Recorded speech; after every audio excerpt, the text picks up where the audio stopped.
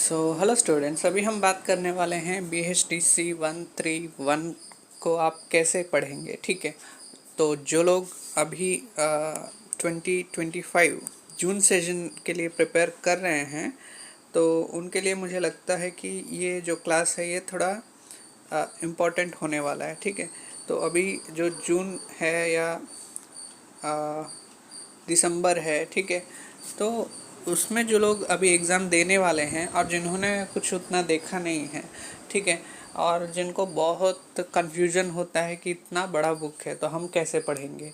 ठीक है, तो उससे रिलेटेड मैं बताने वाला हूँ कि कैसे बुक पढ़ा जाता है और कैसे समझा जाता है। ठीक है, और आप में से अगर किसी को ऑनलाइन में ट्यूशन लेने का इंटरेस्ट है तो आप टेलीग्राम जो है इसमें दिखाया गया है उसमें आप आ जाना। ठीक है, तो उसके बारे में हम बात करेंगे। ठीक है, टेलीग्राम में तो तो जिनको रेगुलरली पढ़ने का इंटरेस्ट है वही लोग ज्वाइन करना। ठीक है, तो यहाँ पे हम देखते हैं इसमें ना 3 खंड है। ठीक है, तो इन 3 खंडों में से हमको यहाँ पे अभी हम जो देख रहे हैं वो पहला खंड है। ठीक है, तो इसमें क्या बताया गया है, काल विभाजन और नामकरण, आदिकालीन काव्य धाराएं और भक्ति काल या भक्ति आंदोलन, परिस्थितियाँ और सामान्य विशेषताएं। तो जब आप डायरेक्टली इन टॉपिक्स को देखेंगे, इन लेसन्स के जो नाम हैं इनको देखेंगे तो कुछ समझ में नहीं आएगा। ठीक है, क्यों? क्योंकि इसके पीछे एक कहानी है, उसको पहले आपको समझना पड़ेगा। ठीक है, तो क्या है वो कहानी, एक बार देख लेते हैं। ठीक है, तो बहुत सिंपल भाषा में अगर मैं समझाऊँ तो जो हिंदी साहित्य का इतिहास है उसको मतलब उसके बारे में बहुत से लोगों ने लिखा है और उनमें से बहुत प्रमुख व्यक्ति हैं रामचंद्र शुक्ल। ठीक है, तो उन्होंने क्या किया कि इस साहित्य इतिहास को 4 भागों में डिवाइड कर दिया। ठीक है, उसमें से एक है आदिकाल, फिर उसके बाद आता है भक्ति काल। ठीक है, तो 1-2 काल यहाँ पे हो गए। फिर उसके बाद जो काल आता है उसको हम कहते हैं रीतिकाल। ठीक है, फिर उसके बाद जो काल आता है उसको हम कहते हैं आधुनिक काल, जिसमें अभी हम हैं। ठीक है, तो ये बेसिक्स है इस सब्जेक्ट का।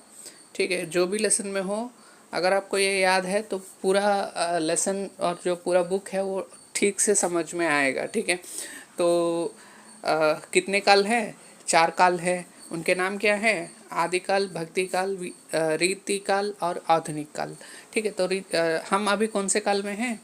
हम आधुनिक काल में हैं। ठीक है, तो ये सब आपको एक डाउट होगा कि ये काल विभाजन क्या होता है और नामकरण क्या होता है। ठीक है, तो जैसे आपने जो स्कूल सब्जेक्ट्स हैं उसमें देखा होगा कि हिस्ट्री में भी ना कि काल विभाजन होता है। जैसे किसी निश्चित समय को लेकर उसको एक नाम दे दिया जाता है। ठीक है, तो उसी को काल विभाजन कहते हैं। यहाँ पे हमने हर एक काल को एक नाम दिया है। ठीक है, तो जो हिंदी साहित्य का ठीक है, तो जो हिंदी साहित्य का इतिहास है वो 10वीं शताब्दी से लगभग स्टार्ट होके अभी तक चल रहा है।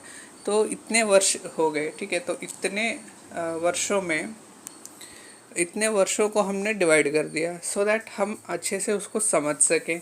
ठीक है, तो लगभग हम कह सकते हैं कि इसका जो इतिहास है वो 1200 वर्ष पुराना है। ठीक है, तो लगभग हम एक एस्टिमेशन लगाते हैं कभी कभार कि इसका जो साहित्य है वो 1200 वर्ष पुराना हो सकता है।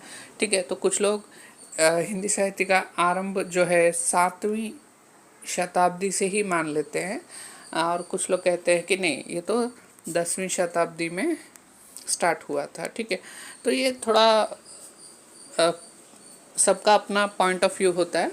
ठीक है, तो इस प्रकार कुछ मतभेद हैं। ठीक, अभी तक वहाँ तक आपको थोड़ा अभी समझ में आया होगा। तो चलिए चलते हैं हमारे खंड 1 के परिचय में। तो खंड 1 का एक बार परिचय देख लीजिए, सो दैट इकाई भी आपको समझ में आ जाएगा। ठीक है, तो देखिए, जब भी ना जो पैराग्राफ बड़े बड़े होते हैं उसको पूरा पढ़ने की आवश्यकता नहीं होती है। जैसे आप पैरा को थोड़ा पढ़ते हैं, थोड़ा आधा पैरा भी पढ़ लेते हैं, तो उसमें बेसिकली क्या कहा जा रहा है वो समझ में आ जाता है। ठीक है, तो फिर उसके बाद उस पैरा को पढ़ने की आवश्यकता नहीं होती है। ठीक है, इससे हम थोड़ा समय बचा सकते हैं, लेकिन फिर भी ये आप पर डिपेंड करता है कि आप कैसा पढ़ते हैं। ठीक है, मतलब आप थोड़ा तेज़ी से समझ जाते हैं कोई भी बात को तो आप समझ जाएंगे थोड़ा बहुत पैरा पढ़कर। ठीक है, तो आपके समक्ष अनिवार्य कार्यक्रम हिंदी साहित्य का इतिहास का प्रथम खंड है। हिंदी साहित्य का आरंभ और विकास प्रस्तुत है। इस खंड में कुल 3 इकाइयाँ हैं। ठीक है, तो मतलब एक ही बुक में 3 खंड है। ठीक है, तो उसमें हम पहला खंड देख रहे हैं। तो इसमें 3 लेसन्स हैं। ठीक है, ये सब लेसन्स हैं।